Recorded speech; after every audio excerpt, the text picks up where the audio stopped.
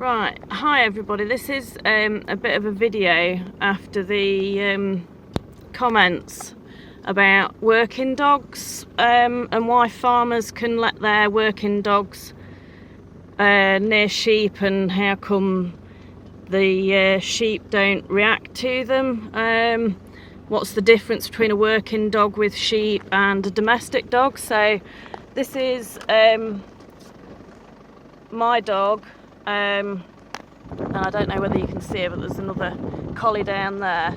But as you can see, the yos are watching her, but because she's I don't know whether you heard any of that, but as you can see, the yos are watching the dog, but because the dog's paying no attention to them, they're calm, they're alert, but they're not getting distressed, and they're not fearing for their life as they would if a dog was chasing them. So can you see they are alert, they're having a look, and those ones are like, oh, not bothering, she's not going to round us up. And as you can see, yeah, my dog's just trotting off in the distance there.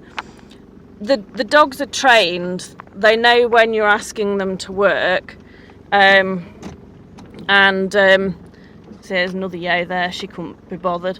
They know when you're asking them to work, and they know when they're not supposed to be working.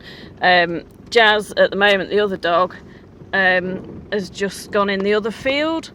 Jazz, that'll do! But I've just called her off. That yo is sort of, you can see through the window there, it's just trotting off.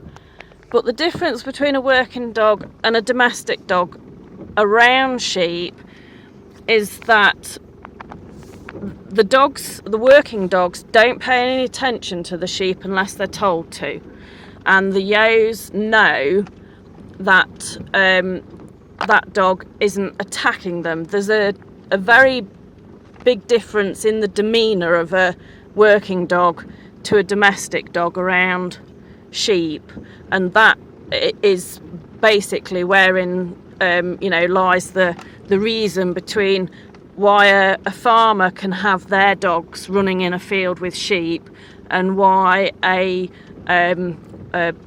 visitor to the countryside should always maintain their dog under close control, ideally on a lead, because however much you've trained your dog, and it happens with working dogs as well, they don't always stop when you ask them to, but because the sheep are used to that dog, and because the demeanour of the dog is different, you'll find a working dog won't have its tail up over its back necessarily when it's working. It has a low profile, and it moves very purposefully. So I can understand why people say, oh well, farmers have their dogs around their sheep and this sort of thing, the sheep should be used to it. Yes, the sheep are used to dogs, but they are used to a working dog who is trained and who is familiar with those sheep, and believe it or not, the sheep do recognise the dog. Please, if you are out in the countryside, and there is some beautiful countryside about, I don't know whether you can see it very well from my poor video, but there is some really nice countryside about.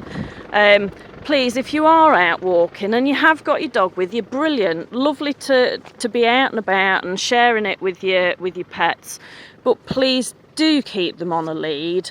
It's so much safer when you're around livestock. If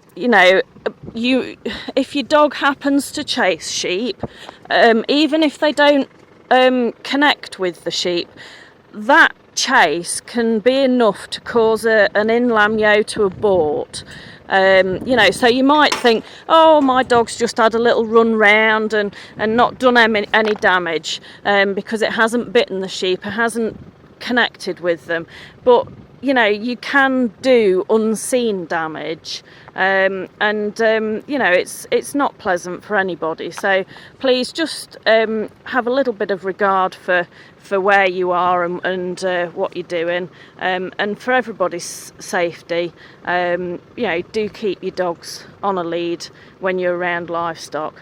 So thanks ever so much. I hope you found that interesting, and thanks for your time.